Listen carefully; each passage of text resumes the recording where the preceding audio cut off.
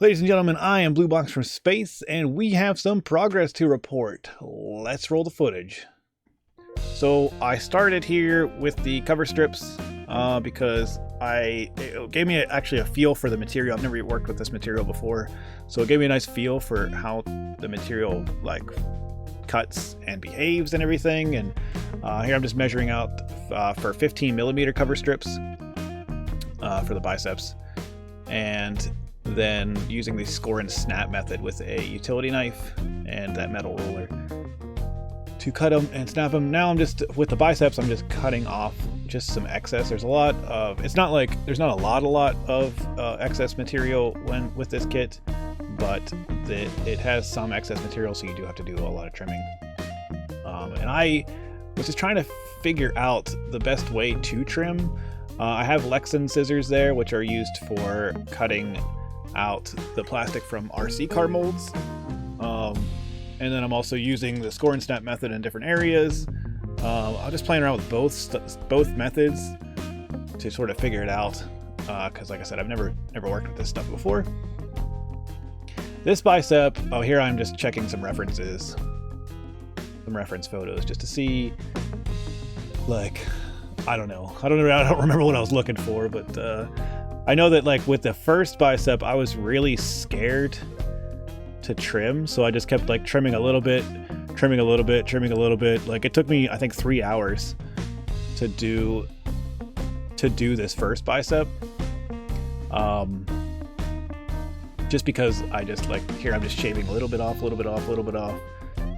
and yeah, I was trying to trim it so that they butted up nicely together so that I could kind of do some test fitting, which is what I just did there.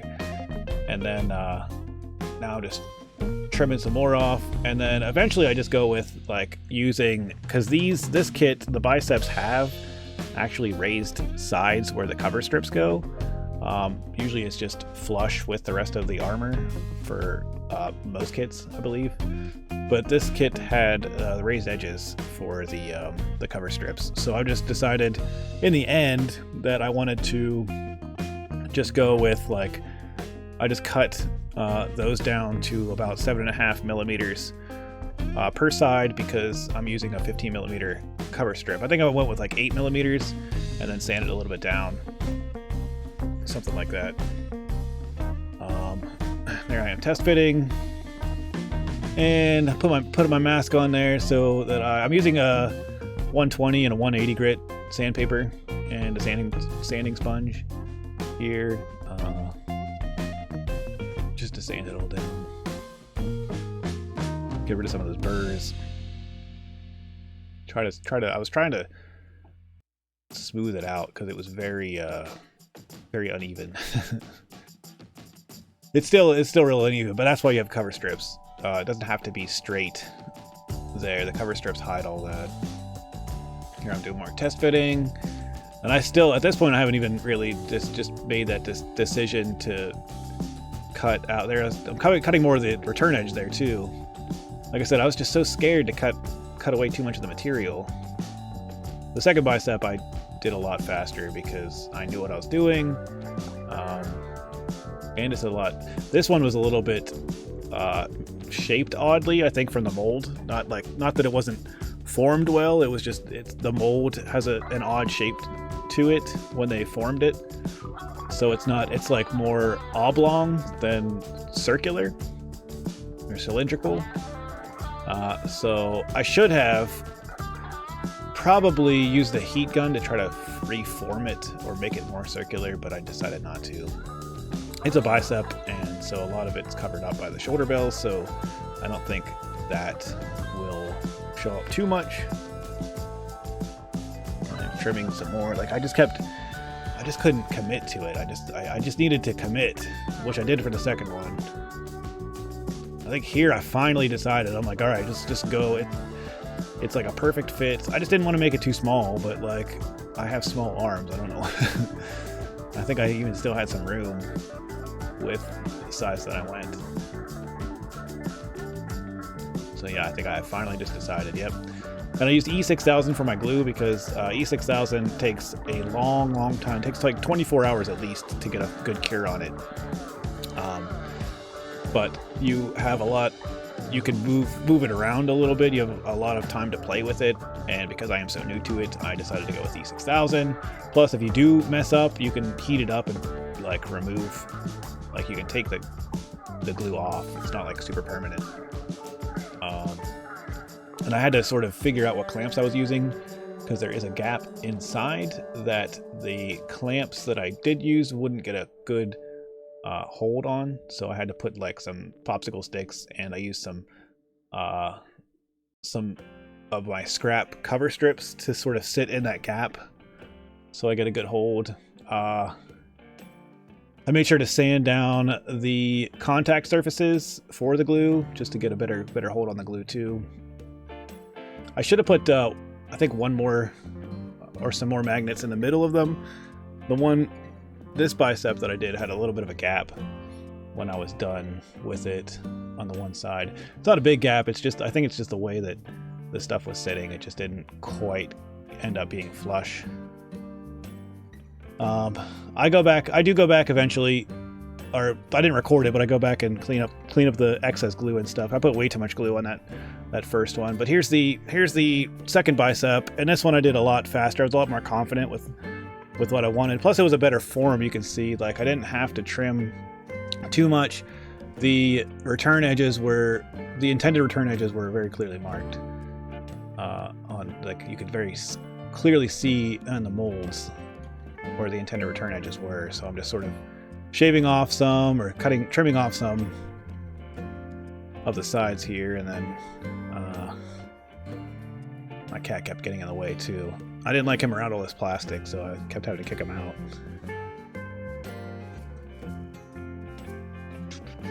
But it was hard to get in some corners with the scissors, so I had to like go back to using the utility knife. And these edges, I trimmed them down a little bit just to make it a little bit easier to cut later on. And then I sort of straightened them out. I didn't commit to the same sizing that I did before, just by half cover strips, 8mm on each, or 7.5mm on each side, until the end. I just wanted to make sure that it was going to fit, and here I am doing my first test fit, and I essentially cut them down to the size of a cover strip for each side, and then I sort of overlapped them, and it was essentially the fit was perfect to how the other one was, with half of the cover strip being covered up on each side. So for the one half of the bicep here, I'm using the score and snap method to sort of cut it, which worked out. I get a better straight line that way. I can't cut straight lines with scissors for some reason, even when they're marked. And then for the other half, I think I started doing the score and snap, but then I'm just gonna cut these. I find with those scissors, like when they get dirty or plastic gets built up on them, they're really hard to cut with. So get my mask on to start sanding here.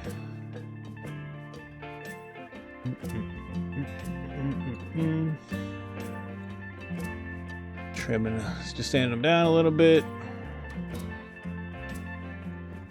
This one came out a lot nicer, I think, than the other one did. I was definitely more confident with it, and it shows.